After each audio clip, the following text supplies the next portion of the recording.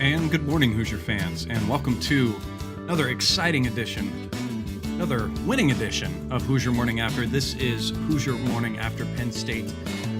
Late last night, your Indiana Hoosiers go on to defeat the Penn State Nittany Lions. Well, that would be a tongue twister if you try to say that too fast. 47-57, in a game that had a fantastic first half, great intensity. See, after the emotional roller coaster that has been this past week, the big question for this team was, how do you respond to the criticism?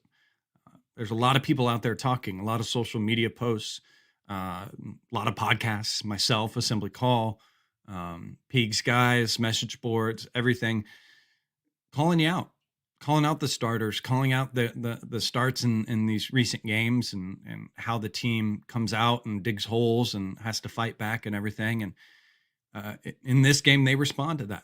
One of the best starts, definitely the best start that we've seen this team have in the Big Ten Conference play so far. Getting off to a 12-0 lead in the first half, just defensively locked in. Again, the way this team gets some role on defense, it translates big time to the offensive side, and just seeing everyone locked in. And Parker and Miller Kopp definitely leveled up their defense and defensive intensity, and just their on-ball pressure and everything was a lot better. Just sticking tight to their play, to their guys. Great movement, great communication, and just a lot more communication on the ball screens. Penn State's a very ball screen heavy team. They like to do actions off the ball screen, rub you off. When you have a nearly Army offensive lineman as your center, he's going to be able to set great screens, and guys can rub off them. And IU did a good job of switching on those when they needed to, being in the right place. And that led to the offensive side, a lot more movement out of the starters, moving around, getting going, finding open shots, great kicks, and hitting threes, guys, hitting those threes. All of this kind of really ushered by Xavier Johnson.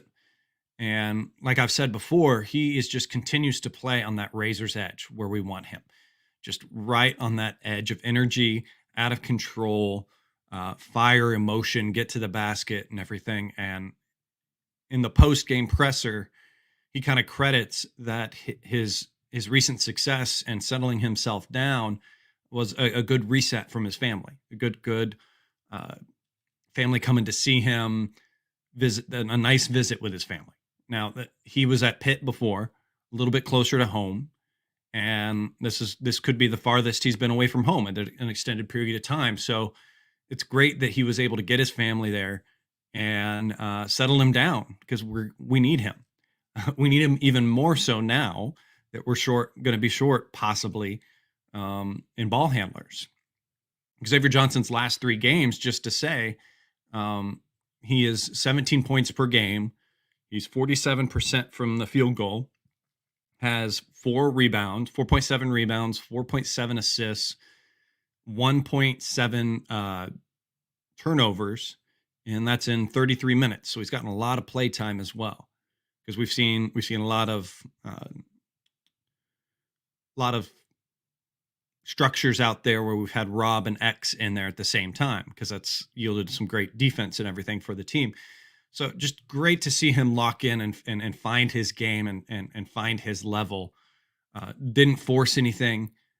Maybe 1 or 2 things. He might have been a little bit early in the shot clock or not what you wanted to see, but continues to be that guy that can get downhill, can push it when he needs to for IU, but is able to bring it back. Just great decision-making, great headspace that he's in, making those right choices within the game and everything. Trace Jackson Davis had a great setting the tone for the team early in this game. When he's locked in, the team kind of follows his lead, definitely follows his energy and everything. For me, he seemed more locked in mentally. Now you can look at his stats and see that he's always the top scorer and always contributes the way in that sense. But what I think has lacked from his game is that little last notch of locking in. if you go back and listen to me talk about the Michigan game, and it's happened in other games as well, you can see him on defense when he's not mentally locked in all the way. He doesn't hedge the screen right. He doesn't switch right. There's a lack of communication between him and the player that's getting screened by the center. And it's led to a lot of points in that sense. This game, he was a lot more mentally locked in. He was guarding the screens better. And by that as well, you can see that in the blocks and rebounds and alley-oops that the team got from him. Being mentally locked in and clicking into this game allowed him to be in the right spots to get those blocks, to get the steal. He got one steal, just to get all the rebounds that he did, and it was 6 rebounds, not quite a double-double, 15 points, 5 for 8 shooting, 5 for 6 from the free throw line. Fantastic not line for him from the free throw. That's great to see. But a good game from him. 33 minutes. So coach was able to kind of manage his time pretty well in this game. Good rotations for him in and out to get a breath when he needed to. But just, to me, we need him locked in like that mentally. And if he can bottle whatever he had thought-wise going into this game, or his mentality, and can continue that from here on out, that's great, because that is that next level that Trace Jackson Davis can be for this team. And he's always going to be able to produce the points and all that on just any average game, or if he's coasting for the most part through a game, he's going to impact the game, period. But it's when he chooses to be there mentally at this level that IU is going to be so much better. Great to see Tamar Bates get a lot of minutes, extended minutes in this game as well. He ended with 15 minutes. Great. He needs these kind of games to get in rhythm and everything. It's the first time we really kind of saw him find that as well. Was 2 for 2 from the field. Both those were 3-point shots. So did a lot of good things. No turnovers, so he wasn't out of control at all. Had a rebound, had an assist. Just the one criticism I would say with his game is that I would like to see him try to get downhill. I'd like to see him come off a ball screen, diving to the basket, and get some confidence around the rim for him. But overall, enjoyed those minutes that we got from him. And that's how you are able to pepper in a 5-star freshman in meaningful games against meaningful competition. Find them the minutes that can give them some rhythm, give them some confidence, and allow them to build on that. Jordan Geronimo, freak athlete, continued to have a great game as well. Liked the moments that he gave for us in this game. A few moments being that when Penn State went to the zone, he steps up kind of to the elbow, right to the edge of the free throw line, and receives the ball with those long arms he's got. Turned to face, looked for the pass, wasn't there. No man was on him, so then he lifted up, and that beautiful shot he has, and nailed down a jumper. That's great to see. He is our best weapon when he can make great decisions like that when there is a zone that's happening. That is fantastic to see from him. He also, I think, finished with a block or two, and then had quite a moment that you all saw, and I feel bad for him because the cameras found him as well in this moment, but he got in a little bit of trouble in the second half overall. This was kind of a microcosm of what the whole team was doing in this, but overhelped. What Penn State's game is and what they want to do, like I said, is ball screens. They want to drive into the lane and collapse the defense and then kick out. And we did a great job against that in the first half, but not so much in the second half. Guys were overhelping a lot, and that was evident by Jordan Geronimo. Got to be the evidence of that, where he didn't help. He helped off of his guy, kick out to him, and his man drained the three. Immediately during the next dead ball, coach pulls him out and you can see Woody get on him a little bit. And Jess Settles even mentioned that, brought attention to that in the game. And then we had that camera shot of him sitting there looking a little depressed. But hey, that's the Coach Knight side of Woody, holding guys accountable. If you do something wrong, that pine is going to motivate you, and he'll bounce back from it. He'll be fine from it, but that'll send a message and everything. And to me, that was what was so frustrating in this game, was that second half defense. Not a big concern to me overall, as IU was maybe just a little too relaxed because they were up so much and everything, and maybe a little bit of drained energy from playing so hard in the first half, and in Penn State as well, coming out with a little bit more fire and wanted to fight back and not get blown out.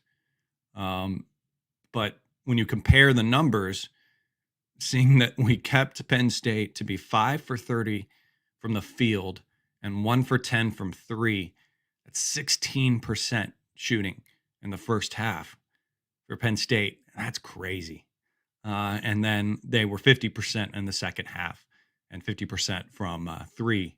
So they averaged on the game 33% from the field and 34% from three. Great numbers to see. Really happy with that defensive effort in the first half, staying locked into guys and not fouling as well, keeping fouls down, but staying physical. That can be tough. That can frustrate you easily on defense if you're playing that physical against a team and you're locked in like IU was. You can quickly start to get some chippy fouls, and that can get in your head, and you can step back on your intensity. But was good to see them be able to stay kind of within that rhythm as well. We didn't see Durr play. A little curious to me. He's had some good games recently in this. In the post-game, Woody said that it was a coach's decision not to play him. Really kind of dismissed it or something. I don't know. Don't want to jump to too many conclusions, thinking that it was something behavioral or an internal issue at all. But interesting to see. We didn't see him, and maybe that was because you did notice, or I did notice, in the second half there was a point where Penn State was trying a little bit of everything, and they went to a little bit smaller of a lineup. So you noticed there was a point where Miller Kopp came in for Race Thompson, and we ran it with Miller Kopp being the next largest guy beyond Trace Jackson Davis in there at that point. So they were running a little smaller lineup, so we matched them with a smaller lineup as well. So that could have contributed to it. Trace Jackson Davis just locked in, could have led to it. Race played fantastic, and so did Jordan. Beyond that, obviously one mistake. So might have just been the mentality of there weren't the minutes to go around. But towards the end of the game, when it's kind of cleanup time and everything, would have hoped to see him in there and playing and giving Trace Jackson Davis a little bit more of a breather. But we got Logan Duncombe in there at least, so he got some minutes, and a few of the bench guys did as well. On to the scary point of this game, which is Rob. Oh man, I hope he is okay. I hope he's okay. A non-contact play like that, pray it's not the Achilles. Tends to be when it's non-contact like that and everything. We didn't see him come out in the second half. How horrendously ironic and like an old Greek tragedy or tragic poem would it be if it's something like this for Rob? What just a mirror of bad luck that he has had in his career at IU. So it's frustrating to think about that. And I hope he's good. I hope we hear good news in the next couple of days. I'm apprehensive about it. I'm going to try to just wait until I hear something, but it's kind of nagging there in the back of my head. And what led from that, obviously, you heard the chants at the end, people calling for Lander to get in there. And if you didn't listen to or haven't seen the comments on Twitter from Woody in the post game, Lander didn't play because he wasn't cleared to play physically. So it wasn't a case of Woody's for some reason having this grudge or something that people are trying to share as the narrative. He just wasn't physically ready to go. And we're going to need him possibly to get physically ready to go. And so we'll see. We've all wished and hoped for Lander to get some more minutes. I don't know if the Cosmos or Karma or something like that decided to flip the coin to the bad side, and you want more minutes with Lander? Well, here's how you get more minutes with Lander. Rob gets injured. So disappointing if that's the case. But as coach always says, it's the next man up. So it's Lander's time to get ready physically, whatever's going on with him, and get those minutes in there and find your realm, kid, because it's time to get going. Some numbers to look into in this game. 10 blocks from the team. That was fantastic to see. Guys being in the right place. And we got 4 from Trace Jackson Davis. Obviously, he's going to lead those. Jordan with 2 of them. That one recovering from 3 was fantastic. How high up he got and everything to reject that. Ended up kind of landing on the player that shot it. So I'm kind of amazed he didn't get a call there a little bit. But great to see that. We had another one from Bates and X. Had wonderful ones. I think both of theirs were kind of on fast breaks. Race Thompson had one as well. That was the ones that were great to see. Guys not giving up on Penn State players that had runouts and getting down there and being able to block. X's particularly got up way high there and tipped it off the backboard. That was really good to see. The very exciting thing to see was IU's 3-point shooting. 6 for 8 in the first half, 4 for 5 in the second half, 70% and 80% respectively, ending 76.9%. We're not going to see that again, guys. We're not going to see that. But I will say the shot selection of the team was great to see. So IU obviously missed just 3 3-pointers. And I'm going to give you a second as you listen to this and kind of guess who missed those 3 3-point shots. Who do you think?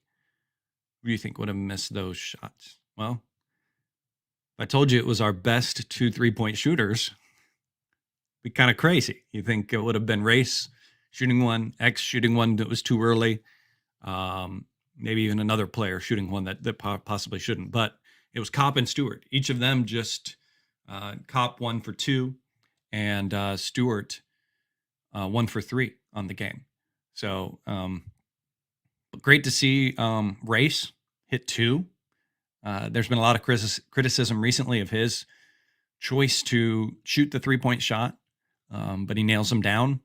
Great. That's fantastic. Obviously, there's nothing we can say in criticism and everything that's going to keep him from taking that shot. Woody has given the guys the green light to take all those shots. And this hopefully builds confidence in it, and he continues to hit those. The other great thing to see from these shots, these 3-point shots going up, was Trey Galloway hitting one. Really happy to see Trey hit one down. He is another player that has that great game around the basket, has the great game to get downhill, and that's been the thing lacking in his game is a good constant 3-point shot, and that just opens up his game a lot more for this year, but especially for the future. When we are looking for who's going to be scorers and who's going to be playmakers for this team, that is definitely going to be Trey in the future of this team, and him developing that 3-point shot more consistently is a great thing. It's a great thing. One thing I did want to touch on that was kind of interesting in this game, I did overall enjoy what the refs did with this game. Foul calling and everything. thought they called a good game. They let things play. A few questionable things here and there. That almost flagrant call against Trey. Speaking of Trey, obviously we got some PTSD from the St. John's game of him getting injured in a very, very, very similar play. But I question that big time because comment below, hit me on Twitter as to what you think of this one. But I don't know how that's not a flagrant one. You're not making a play on the ball. You're not grabbing anywhere near the ball is. You're grabbing on the arm and you're pulling away.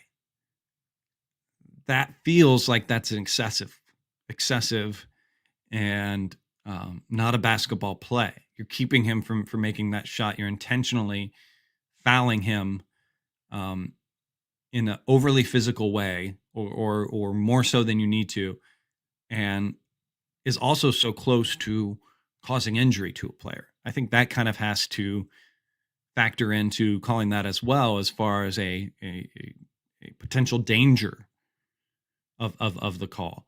So I posted on Twitter, and you guys had said, is that I don't know, maybe the refs need to do a press conference after these games, maybe a press conference from the refs, or maybe it's something in sort of a forum or online thing. Each team can submit for more explanation on how calls were made, and the refs can choose to answer it or not. They can choose to ignore it, or they can answer and explain more. And that's one that, again, not malice, and I don't want them to change that call after it's been, because you can't. I just want more explanation. I just hate how it's up in the air. They can go and debate it and look at it, and they're standing there talking about it, and they come over to the commentators and they mention it's just a common foul. Say more. I want to educate myself. I want to know more about what was your thinking into that. So I don't know. Give Zach Osterman, give Jim, give Rabbi. Let it be maybe the press guys that submit, hey, we'd like to know a little bit more about why this was called. And then the refs can answer anonymously and say to why they thought it was like that.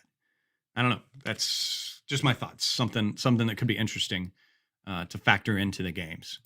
But again, great game overall. Good numbers you see throughout and everything like that. Again, yeah, not much more to say beyond that. Just let's bottle up what we did in the first half, and let's repeat those. We got a big game coming up. We're gonna have to see, obviously, who's available and everything. We got Indiana, Maryland on January 29th. That's at 3:30 p.m. afternoon game. Maryland's on a bit of a good run right now. They're a decent team. Going to be playing them away, so let's get another road win. Let's continue this confidence and everything, and how things are clicking. Let's get off to a great start, and let's keep the pedal down in this game. Then after that, obviously, we got guys have a little bit of a break, which is good. Get Rob back, get Rob feeling better and everything, and we got Saturday, February 5th, the Illinois game. I'm going to be there for that game. Come say hi if you see me and everything like that. I'm going to bring my stickers there. So ask me for a sticker. Give you a sticker, definitely. But it's going to be great to be back in Bloomington and seeing everyone and seeing the campus and getting to go to a game. So I'm going to be sitting down. I've got the great tickets, sitting with Lee Butler and the fourth row bleachers on the floor. Jared Morse is going to join me in those seats, and going to be great to get to see everyone and hear from the fans and see all these people in person after we've kind of been away from each other and everything, dealing with the pandemic and everything. So Dylan on Twitter, shout out to you, Dylan, saying it said last night, tweeted to me, it's great. It's cool that I get to go to bed happy and excited to listen to the show tomorrow morning instead of dreading it like Monday. Right there with you, Dylan. You dread listening to those rough shows in the morning. It's tough to roll out of bed and prepare to do those shows. That's That's a tough one, guy. You better believe it. But thanks for listening, Dylan. Thank you to you as well out there listening and everything, guys. That's going to do it for this edition of Hoosier Morning After.